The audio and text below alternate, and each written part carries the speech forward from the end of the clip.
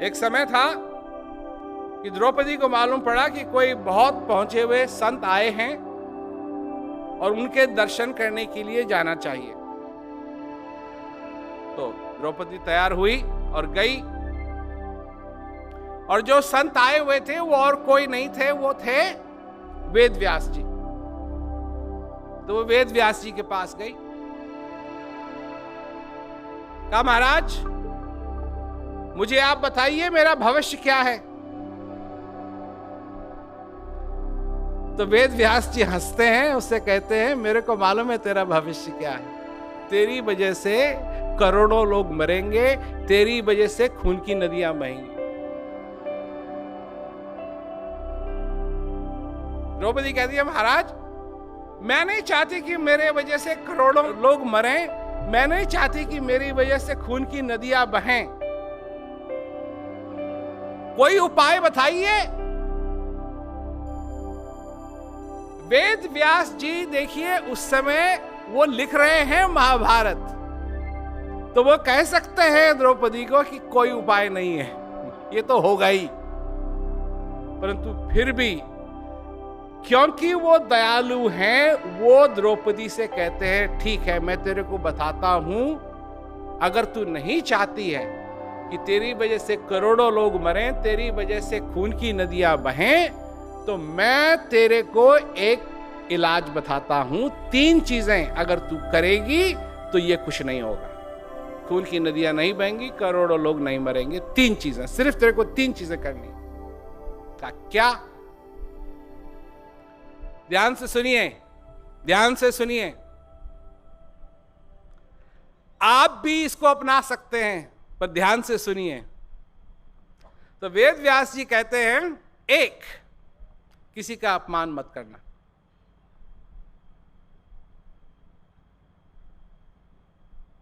किसी का अपमान मत करना। और अगर कोई तेरा अपमान करे तो गुस्सा मत होना। सुन रहे हो ना भाई बात? 1, किसी का अपमान नहीं करना। दूसरा, अगर कोई तुम्हारा अपमान करे तो गुस्सा मत होना।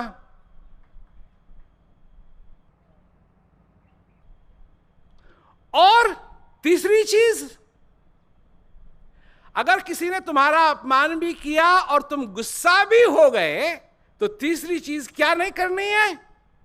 बदला मत लेना।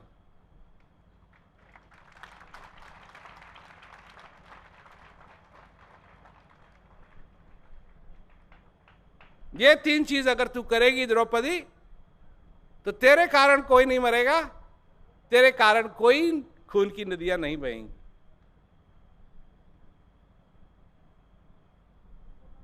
खैर, महाभारत की कथा सुनी होगी भैया, वो कथा नहीं है ये महाभारत तो अब हो रही है।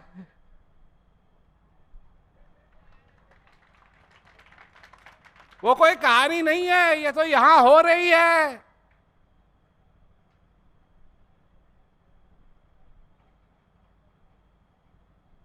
और तुम हो,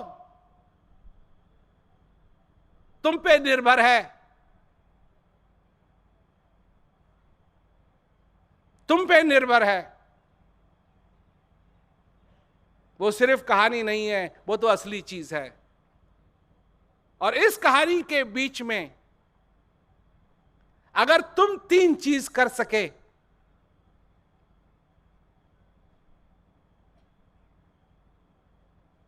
किसी का अपमान न करो, कोई तुम्हारा अपमान करे तो गुस्सा मत हो, और अगर गुस्सा हो भी जाओ तो बदला मत लो। अगर ये 3 काम तुम कर सके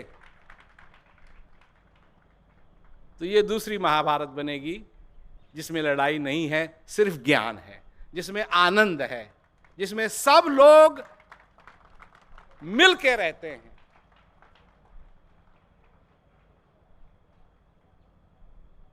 महाभारत भी तुम्हारा भविष्य है,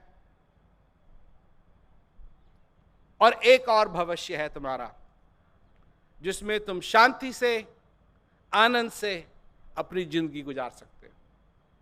यह भी संभावना है। तुमको ये चूज करना पड़ेगा कि तुम क्या चाहते हो। लड़ाई चाहते हो या शांति चाहते हो? जब तक तुम अपनी जिंदगी के अंदर यह संकल्प नहीं करोगे कि तुमको क्या चाहिए, यह महाभारत की लड़ाई एक ही दिन नहीं, दूसरे दिन भी होगी, तीसरे दिन भी होगी, चौथे दिन भी होगी, पांचवें दिन भी होगी। जब से उठोगे तब से और शाम तक ये महाभारत की लड़ाई होती रहेगी तुम्हारे हर दिन, जब तक तुम्हारा ये श्वास पूरा नहीं होता है।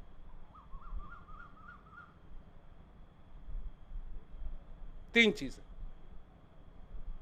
पर ये वही कर सकता है, ये वही कर सकता है जिसकी बुझाव में नहीं, जो अपने आत्म बल को समझता है। एक बल ये है,